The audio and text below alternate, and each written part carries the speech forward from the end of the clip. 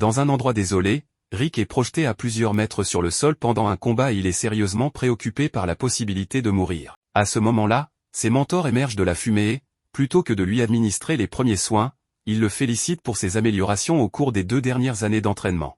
Ils disent qu'il ne devrait avoir aucun problème avec les examens de rang E pour les aventuriers désormais. Les éloges sont agréables, mais il a toujours besoin d'attention médicale. Normalement, les aventuriers dans ce monde sont tous jeunes à cause de la pression physique qu'ils subissent, mais il y a encore quelques adultes qui ne renoncent jamais à leurs rêves. C'est pourquoi Rick essaie toujours de passer l'examen d'entrée. Il se rend au guichet de la réception et demande son ticket d'examen, mais pendant que la réceptionniste confirme ses détails, elle le reconnaît et lui rappelle avec excitation qu'ils se connaissaient auparavant. Rick ne la reconnaît pas au début, mais il se rappelle bientôt qu'il l'a vue pour la dernière fois il y a 2 ans. Ils étaient collègues et elle était vraiment choquée quand Rick a démissionné de son poste sans prévenir, et encore plus quand elle a appris qu'il avait quitté son travail pour devenir aventurier. Rick est un peu embarrassé, car les personnes de son âge, dans la trentaine, ne postulent généralement pas pour devenir aventurier. Normalement, on commence au rangé dans son adolescence et on monte au rang en 1 an ou 2.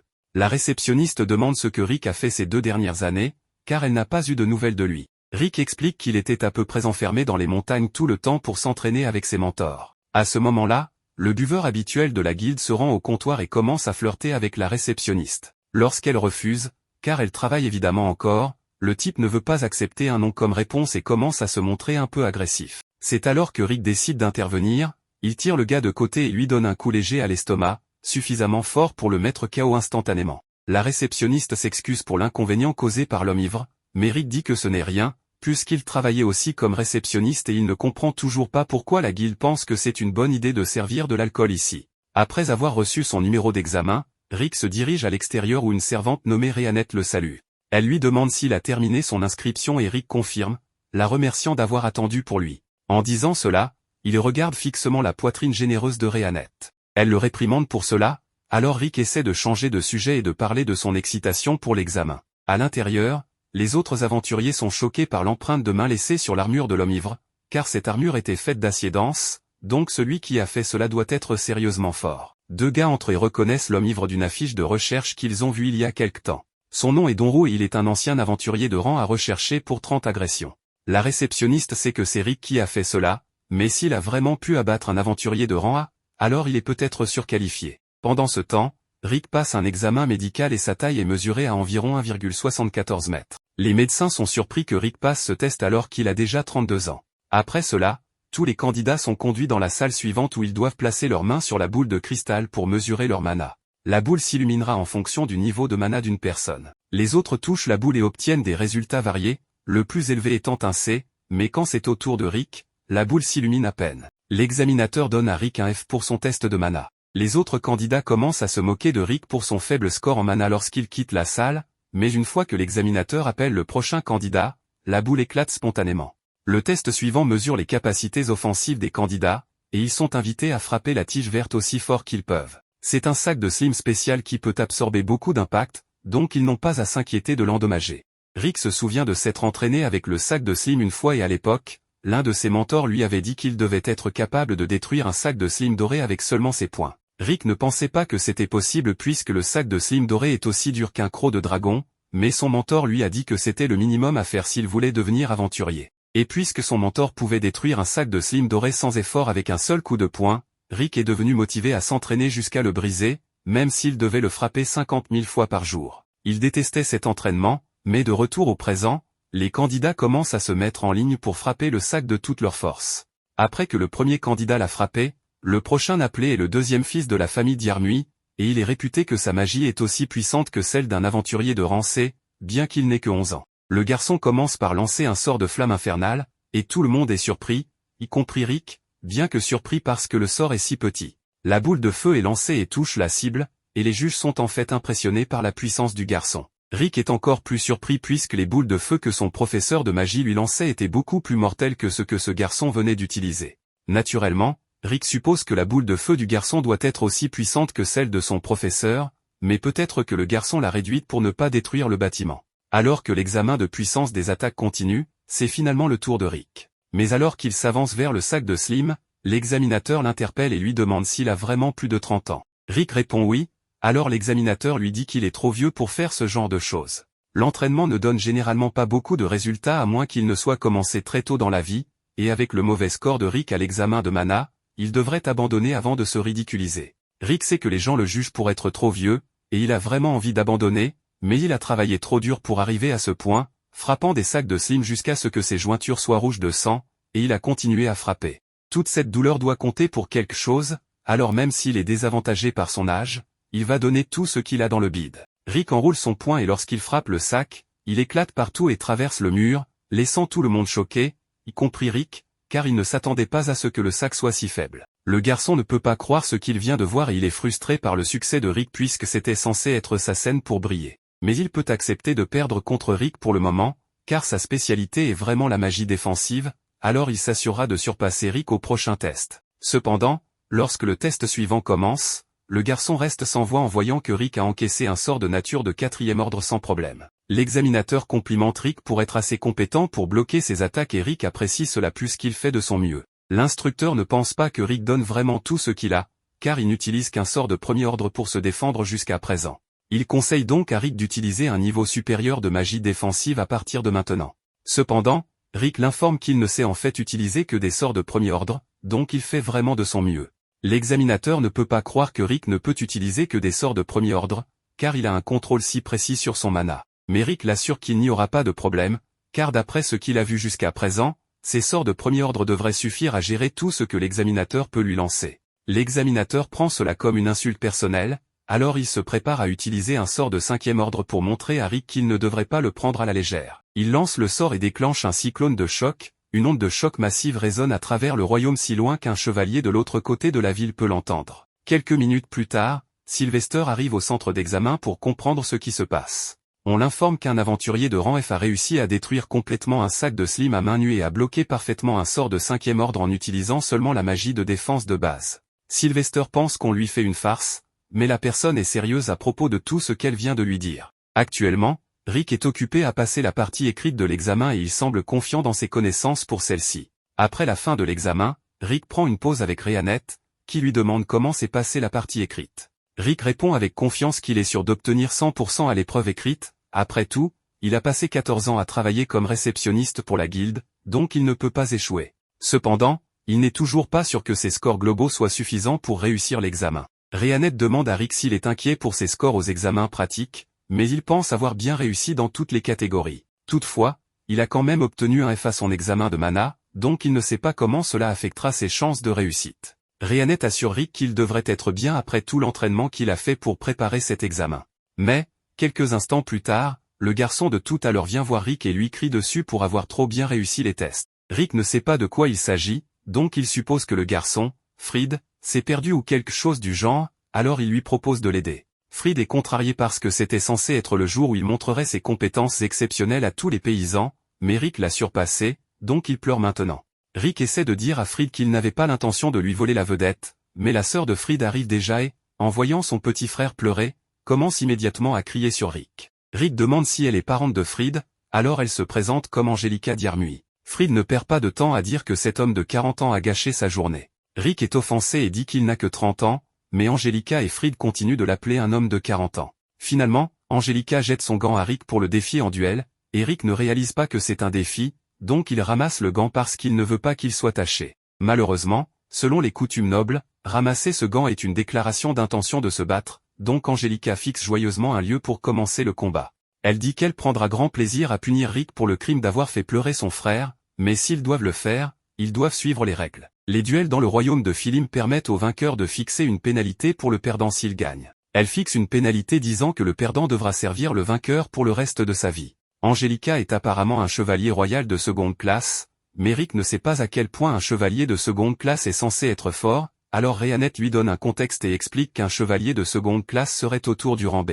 Rick commence à paniquer parce qu'il sait que les aventuriers de rang B sont capables de vaincre de grands monstres seuls, mais Rhéanette ne pense pas que ce soit un gros problème et demande à Rick de se retenir pour ne pas finir par la tuer. Rick ne peut pas imaginer se retenir contre quelqu'un de rang B alors qu'il est encore de rang F, car il n'a toujours pas de contexte pour savoir à quel point il est vraiment fort. Rhéanette lui dit donc de simplement avoir foi en tout l'entraînement qu'il a fait pendant les 2 dernières années. Tout à coup, tous les moments d'entraînement traumatisants qu'il a dû traverser lui reviennent en mémoire, donc il finit par vomir. Rick maudit Rhéanette de l'avoir fait revivre une telle torture, mais elle lui rappelle que s'il a pu survivre à tout ça, il ne devrait pas avoir de problème à affronter Angelica. Après tout, il est membre de la plus forte équipe du continent, donc il devrait avoir un peu plus de foi en lui-même. Rick réalise qu'elle a raison, donc il se lève pour affronter Angelica sans peur. Il n'est toujours pas sûr de la façon dont son niveau actuel de force va tenir face à un chevalier de seconde classe, mais il est trop tard pour s'en inquiéter maintenant. Angelica est convaincue qu'elle est beaucoup plus forte que Rick, alors elle promet de se retenir pour qu'il ne meure pas et commence à charger son attaque.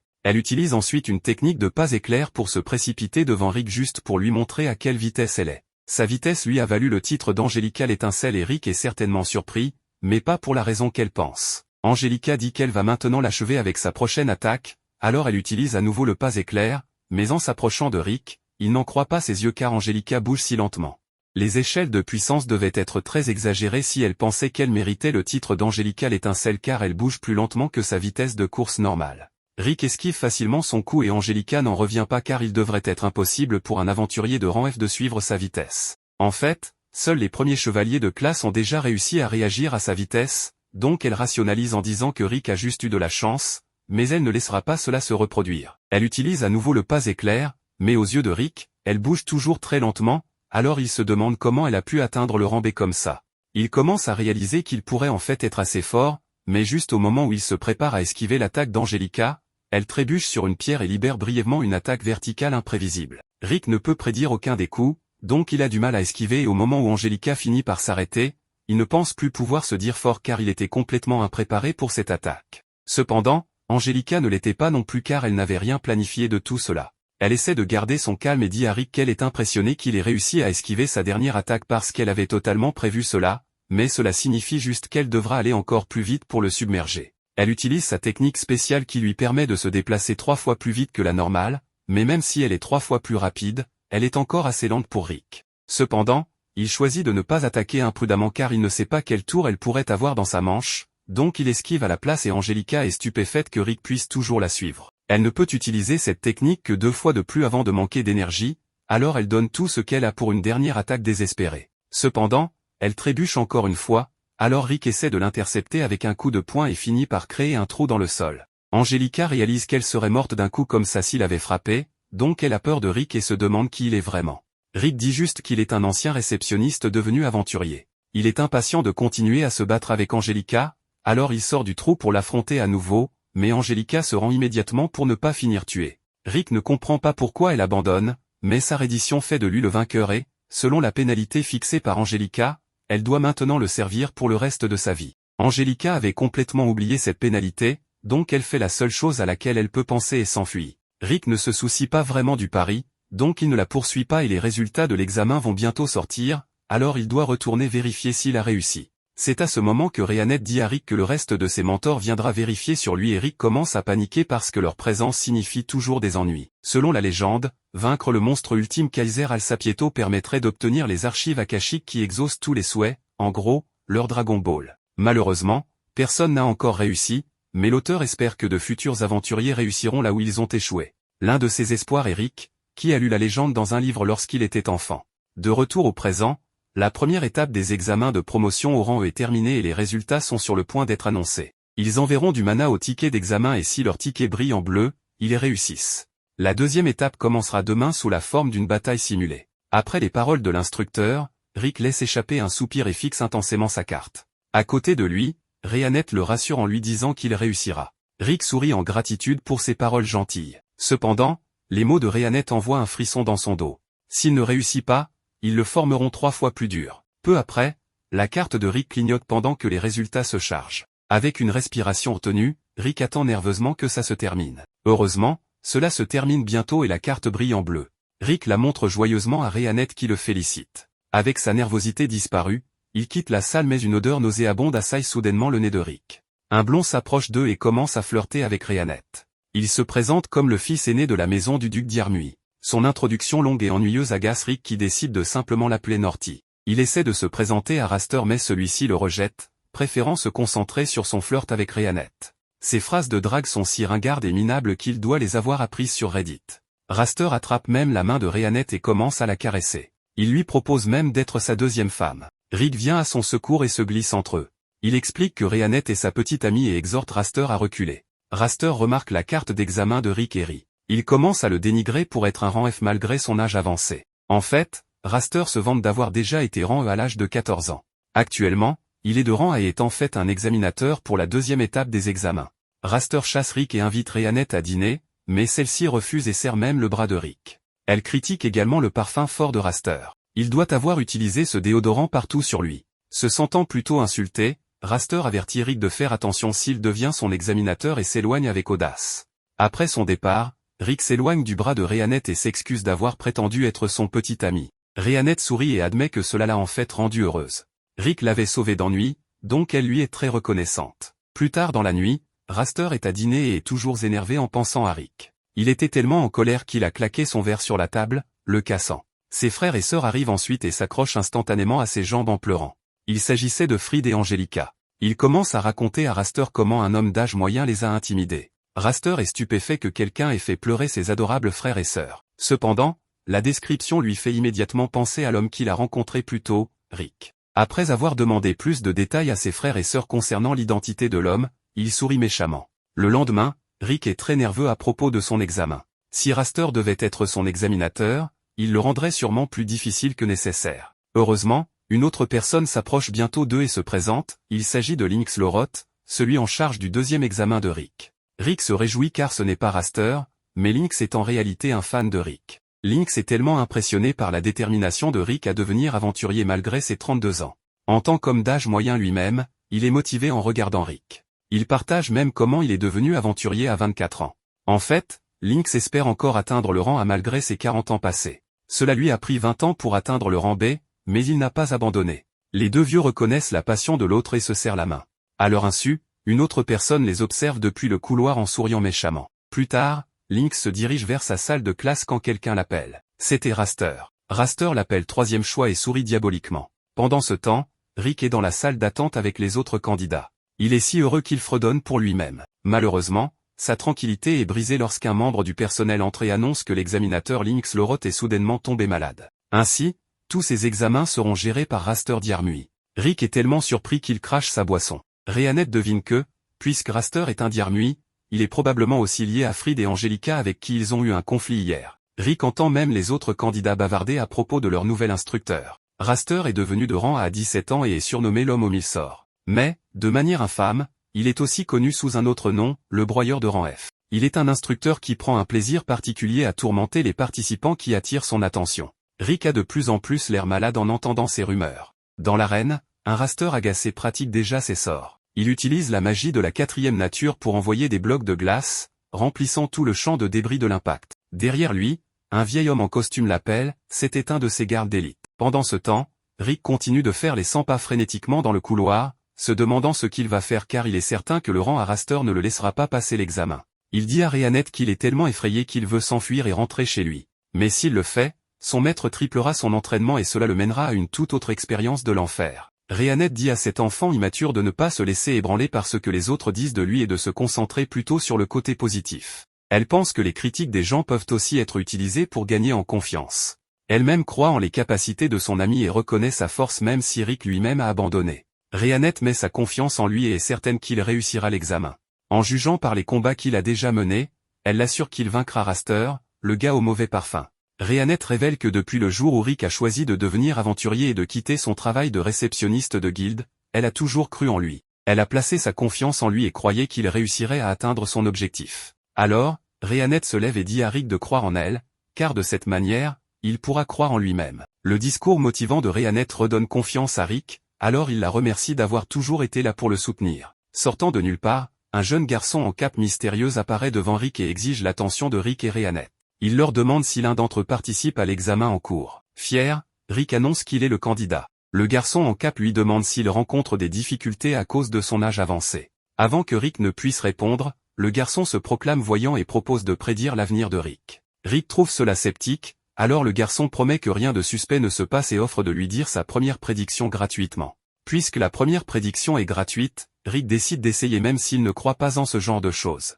Le garçon lui dit de s'asseoir pour la session de voyance. Sans se méfier, Rick prend place, mais dès qu'il s'assoit, un cercle magique apparaît et le téléporte loin. Avec Rick parti, le garçon en cape se révèle être Fried, l'enfant agaçant de la même famille noble, et commence à rire de la situation.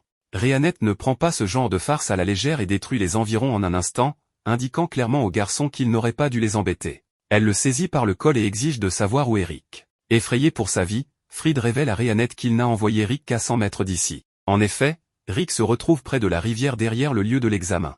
Le majordome de la famille Diermuy arrive alors avec des voyous et s'excuse auprès de Rick, lui disant que ce qui va se passer n'est rien de personnel, juste des affaires. Rick pense que ces brutes l'ont pris pour quelqu'un d'autre, mais le majordome lui assure que ce n'est pas le cas et explique que les voyous à ses côtés sont les gardes de la famille Diermuy. Rick réalise que ces 3 gamins de la famille Diermuy ont envoyé le majordome et les gardes parce qu'ils ne voulaient pas participer aux examens. Complètement en infériorité numérique, Rick abandonne mentalement et physiquement, mais à ce moment-là, les 3 membres seniors de son groupe arrivent et demandent à Rick pourquoi il est ici au lieu de participer aux examens. Terrifié par ses propres coéquipiers, Rick ment en disant qu'il s'entraînait avec ses gars avant de passer l'examen réel. En entendant cela, le grand orc Bron décide de se joindre à eux.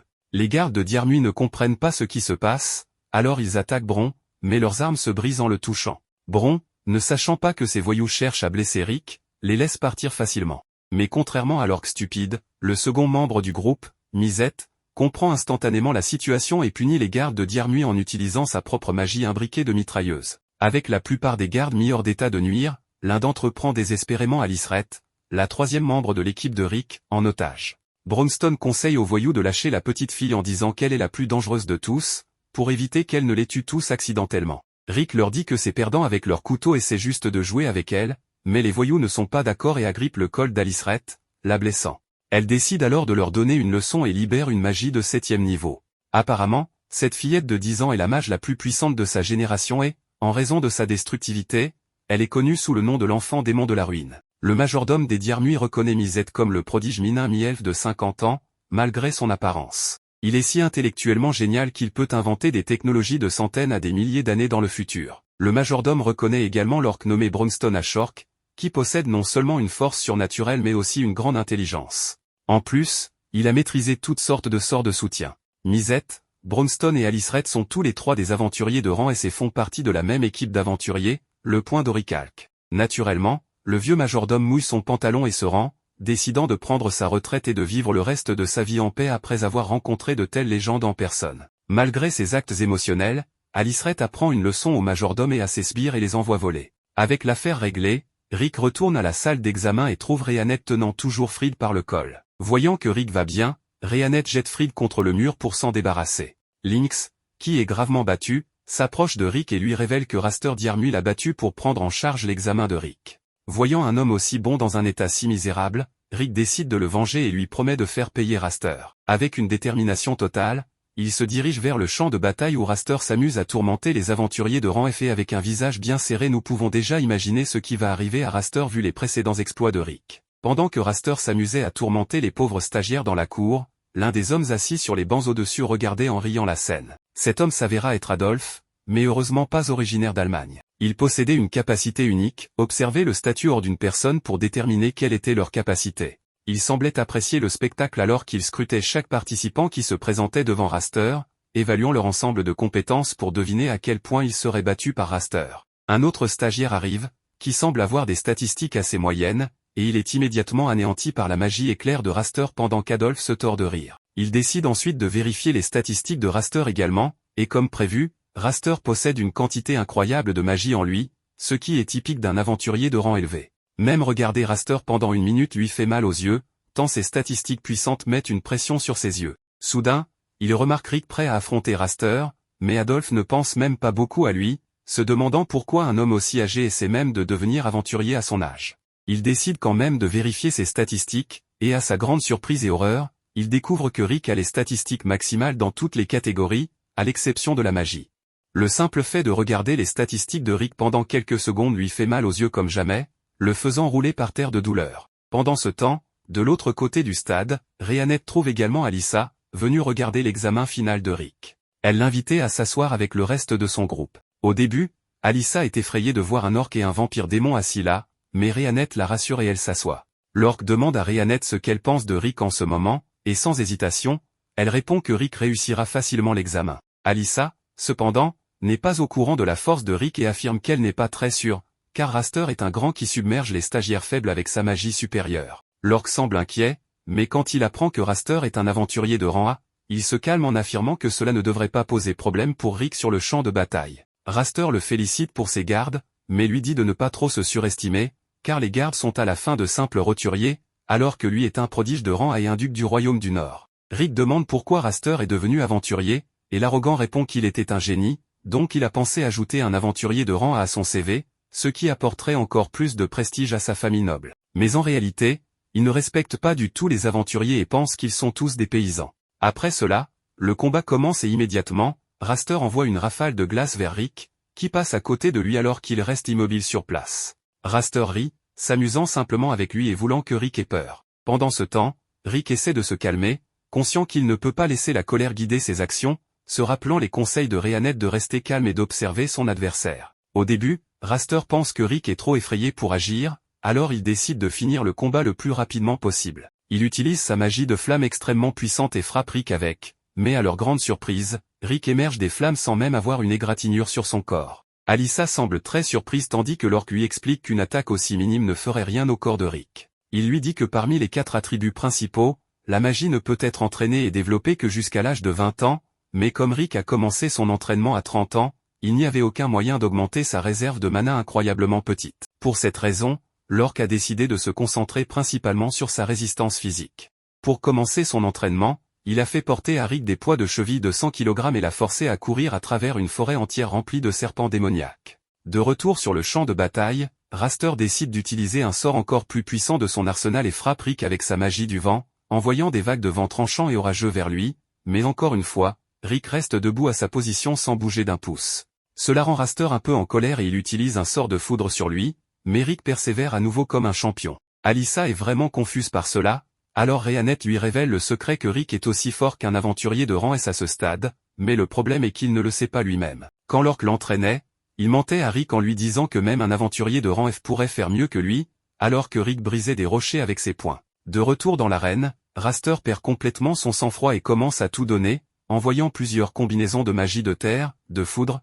d'eau, de feu et de vent sur Rick en même temps. Cette fois, il pense que le vieux participant serait définitivement mort, mais à sa grande surprise, lorsque la poussière se dissipe, Rick émerge en brisant l'énorme rocher en deux. Raster est choqué par la robustesse du corps de Rick, alors il décide de prendre les choses en main. Il utilise la magie pour renforcer son corps et rend son poing plus dur que l'acier alors qu'il se précipite vers Rick à une vitesse extrême. Rick, cependant, ne bouge pas de sa position et lance simplement un coup de poing nonchalant qui entre en contact avec le poing de Raster, qui est immédiatement repoussé. Rick décide qu'il a assez observé et conclut que même si Raster a une quantité incroyable de mana, il ne s'est jamais assez entraîné car il a obtenu tout ce qu'il voulait facilement. À cause de cela, chaque mouvement de ce noble gâté est complètement brut et inefficace. Cela donne à Rick une confiance folle alors qu'il réalise qu'il n'y a aucun moyen qu'il puisse perdre contre cet homme désastreux. Raster devient enfin sérieux et décide d'utiliser la magie de feu la plus puissante de son arsenal, mais une fois de plus, même après avoir tout donné, le souffle de feu de Raster est facilement bloqué par Rick qui utilise simplement sa main pour arrêter l'attaque. Raster se précipite immédiatement vers lui pour une attaque surprise, mais Rick n'est pas facilement dupé et contre-attaque immédiatement. Heureusement, Raster a réussi à transformer son corps en acier, ce qui l'a à peine sauvé d'être pulvérisé. Même après tout cela, Raster n'est pas prêt à reconnaître les compétences de Rick et appelle cela une coïncidence. Cela enrage Rick alors qu'il se souvient de tout l'entraînement qu'il a dû subir, comme survivre dans le nid d'un dragon, courir à travers des explosions et même se noyer dans un étang venimeux. Il se souvient comment Misette l'a poussé d'une falaise, comment Alice l'a écrasé sous un rocher et comment il a été frappé par des troncs d'arbres tombant pendant l'entraînement avec Rhéanette. Heureusement, l'orque connaît une magie de guérison spéciale qui peut ressusciter un homme s'il est mort très récemment, et c'est ainsi que Rick a réussi à dépasser ses limites dans l'arène. Raster utilise sa magie de terre pour lier Rick avec de très fortes racines, tout en commençant à chanter un long sort qui crée une multitude de racines autour de lui, l'enveloppant complètement. Rapidement, il devient attaché au golem d'arbre et dit à Rick de dire ses prières, car il ne quittera pas cette arène en vie. Rick crée un petit souffle d'air, l'une des magies les plus basiques de ce monde, mais il a confiance en lui car il a pratiqué cette magie des millions de fois. Il brise les racines qui le retenaient tandis que Raster descend pour l'achever avec un coup magique. Rick lance également un coup, et tous deux s'affrontent au centre de l'arène, provoquant une énorme onde de choc. Au début, Raster était confiant dans sa puissance, mais à sa grande surprise, le souffle d'air de Rick surpasse complètement sa magie, et son golem d'arbre explose en petits morceaux, projetant Raster dans les bancs où il reste inconscient. Tout le monde dans le stade n'en revient pas de voir que l'examinateur le plus fort vient de se faire battre par un traîné. Plus tard, Rick retrouve ses amis, qui le félicitent tous d'avoir réussi le test, mais avant qu'il ne puisse descendre pour déjeuner, Raster entre avec ses frères et sœurs. Il dit à Rick qu'il s'assurera d'être à nouveau l'examinateur quand Rick passera son examen de promotion et promet de le vaincre la prochaine fois avant de s'éloigner. Plus tard dans la soirée, les résultats des aventuriers admis sont révélés, et pendant que les autres festoyaient dans la taverne, Rick et Rhiannet attendaient avec impatience que son nom soit appelé, se demandant combien d'aventures les attendaient dans le futur.